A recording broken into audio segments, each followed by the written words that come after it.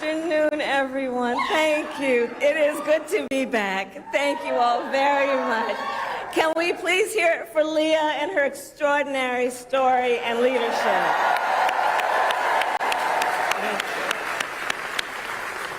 And I do believe our teachers do God's work. They teach other people's children, and God knows we don't pay them enough.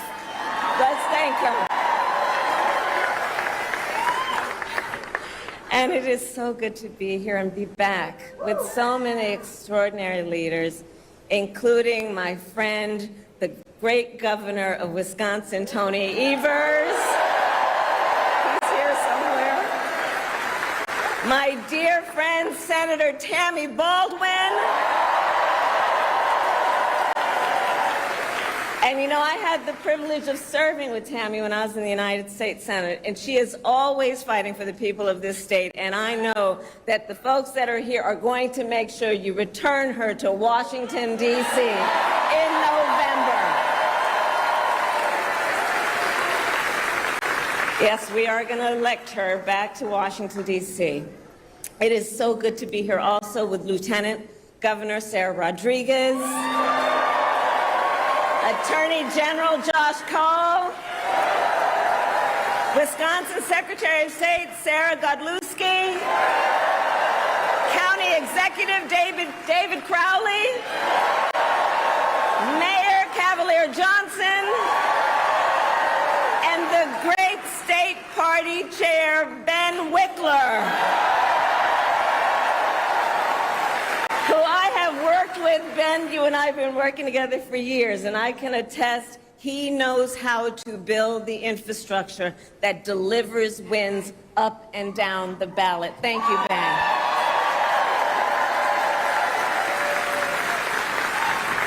So it is good to be back in Wisconsin, and it is great to be in Milwaukee. As many of you know, our state campaign headquarters are in this city. Yes, and there is a reason for that. The path to the White House goes through Wisconsin. Yes, it does. And to win in Wisconsin, we are counting on you right here in Milwaukee. And you all helped us win in 2020. And in 2024, we will win again. Yes, we will. So, Milwaukee, I want to start by saying a few words, and I could really speak at length, but a few words about our incredible President Joe Biden.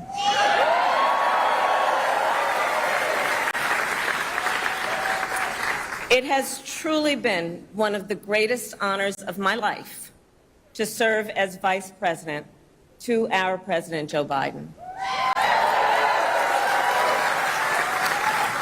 Joe's legacy of accomplishment over his entire career and over the past 3.5 years is unmatched in modern history. In one term, think about it, in one term as president, he has already surpassed the legacy of most presidents who served 2 terms in office.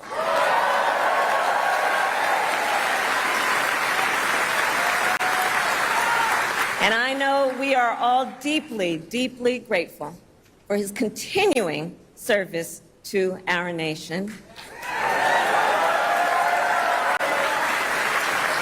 And it is my great honor to have Joe Biden's endorsement in this race.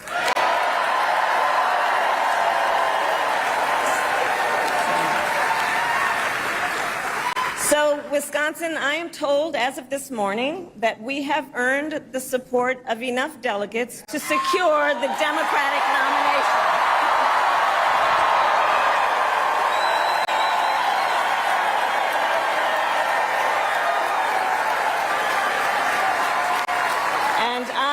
So very honored, and I pledge to you I will spend the coming weeks continuing to unite our party so that we are ready to win in November.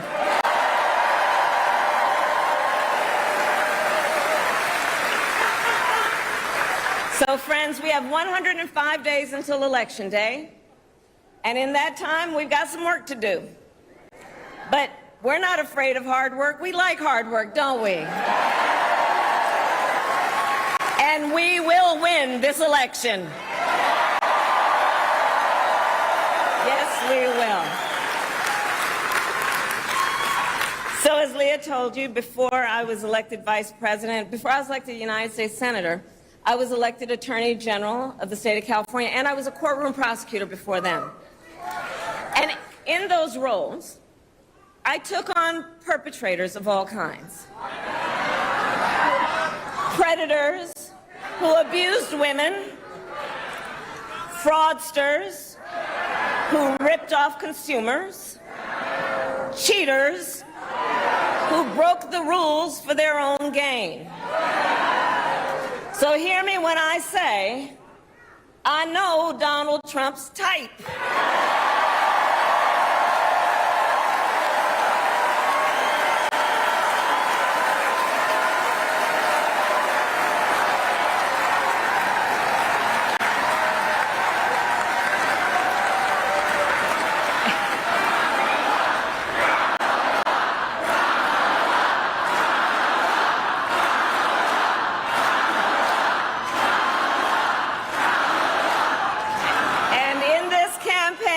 I promise you, I will proudly put my record against his any day of the week.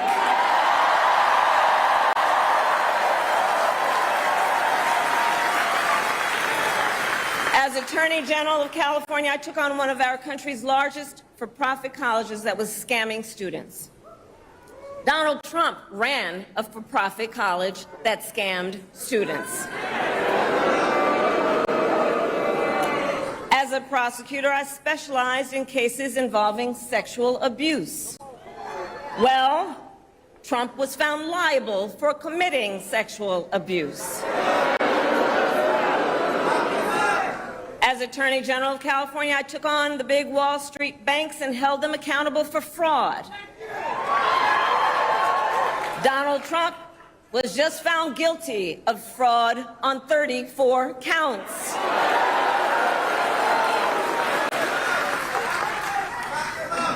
But let's also make no mistake, this campaign is not just about us versus Donald Trump. This campaign is about who we fight for. This is about who we fight for. Just look at how we are running our campaigns. So Donald Trump is relying on support from billionaires and big corporations. And he is trading access in exchange for campaign contributions. A couple of months ago, you all saw that a couple of months ago at Mar-a-Lago, he literally promised big oil companies, big oil lobbyists, he would do their bidding for $1 billion in campaign donations. On the other hand, we are running a people-powered campaign.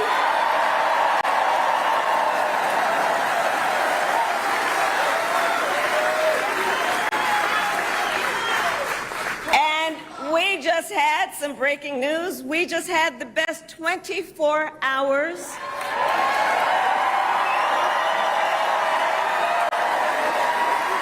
of grassroots fundraising in presidential campaign history. All right?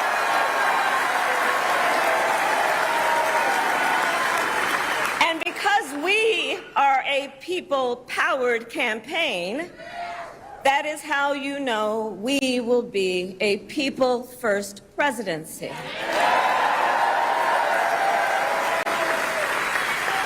Wisconsin, this campaign is also about two different visions for our nation. One, where we are focused on the future. The other, focused on the past. We believe in a future where every person has the opportunity not just to get by, but to get ahead.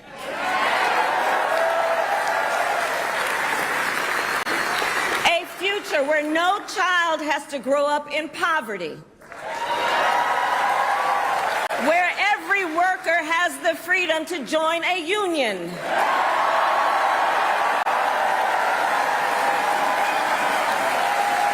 where every person has affordable health care, affordable child care, and paid family leave. We believe in a future where every senior can retire with dignity. So all of this is to say, building up the middle class will be a defining goal of my presidency.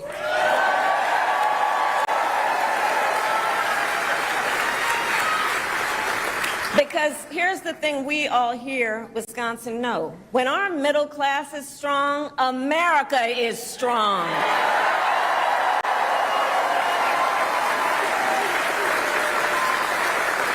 But Donald Trump wants to take our country backward. He and his extreme Project 2025 agenda will weaken the middle class. Like, we know we got to take this seriously. Can you believe they put that thing in writing?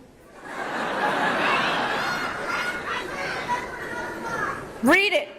It's 900 pages. But here's the thing. When you read it, you will see Donald Trump intends to cut Social Security and Medicare. He intends to give tax breaks to billionaires and big corporations and make working families foot the bill. They intend to end the Affordable Care Act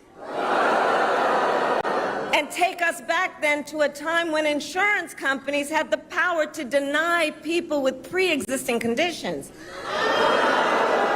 Remember what that was like? Children with asthma, women who survived breast cancer, grandparents with diabetes. America has tried these failed economic policies before, but we are not going back. We are not going back. Not going back. We're not going back. We are not going back.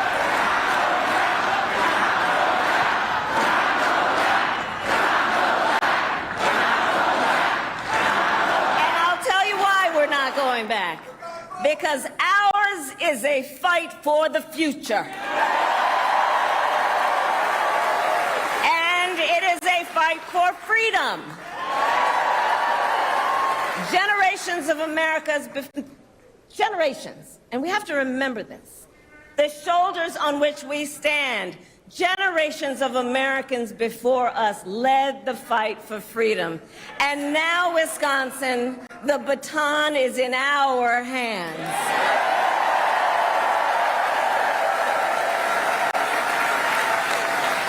We, who believe in the sacred freedom to vote, will make sure every American has the ability to cast their ballot and have it counted. We, who believe that every person in our nation who should have the freedom to live safe from the terror of gun violence, will finally pass red flag laws, universal background checks, and an assault weapons ban.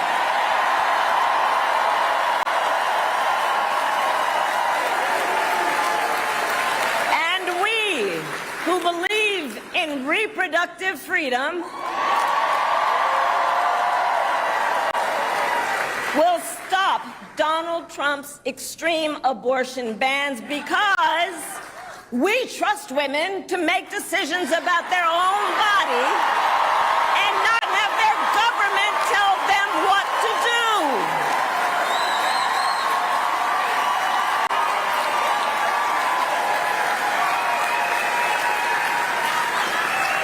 And when Congress passes a law to restore reproductive freedoms, as President of the United States, I will sign it into law.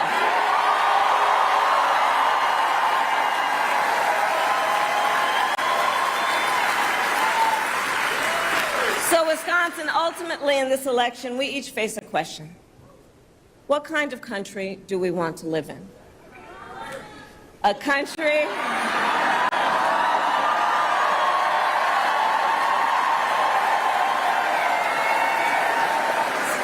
and to your point, do we want to live in a country of freedom, compassion, and rule of law, or a country of chaos, fear, and hate? And here's the beauty of this moment. We each have the power to answer that question. The power is with the people. We each have the power to answer that question. And in the next 105 days, then we have work to do. We have doors to knock on, we have phone calls to make, we have voters to register, and we have an election to win.